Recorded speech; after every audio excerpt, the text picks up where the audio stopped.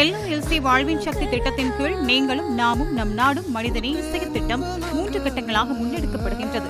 முதல் கட்டத்தின் கீழ் தெத்வா சூறாவளியினால் வீடுகள் முற்றாக சேதமடைந்த மக்களுக்கு உலர்உணவு உள்ளிட்ட அத்தியாவசிய பொருட்கள் 10 நாட்களில் வழங்கப்பட்டன. இரண்டாம் கட்டத்தில் 200 பாடசாலைகளை புனரமைக்கும் பணிகள் ஆரம்பிக்கப்பட்டுள்ளன. 3 மாகாணங்களின் 6 மாவட்டங்களை மையமாக கொண்டு இந்த புனரமைப்பு பணிகள் முன்னெடுக்கப்படுகின்றன. அனர்த்தத்தால் பாதிக்கப்பட்ட குருநாகல் மாவட்டத்தில் திஸ்னம்பலாகம கனிஷ்ட வித்தியாலயம் மற்றும் ரத்தினபுரி மாவட்டத்தின் எம்பிலிப்பிட்டி பிரதேச செயலகத்திற்குட்பட்ட சாரானந்த வித்தியாலயத்தில் புனரமைக்கப்பட்ட கட்டடங்கள் மாணவர்களிடம் இன்று கையளிக்கப்பட்டன. மேலும் இந்த சமூக சேவை திட்டத்தின் கீழ் கண்டி மாவட்டத்தின் கடுகஸ்தர பிரதேச செயலகத்திற்குட்பட்ட மெததனிய கனிஷ்ட வித்தியாலயத்தில் புனரமைக்கப்பட்ட கட்டடங்கள் இன்று காலை மாணவர்களிடம் கையளிக்கப்பட்டது.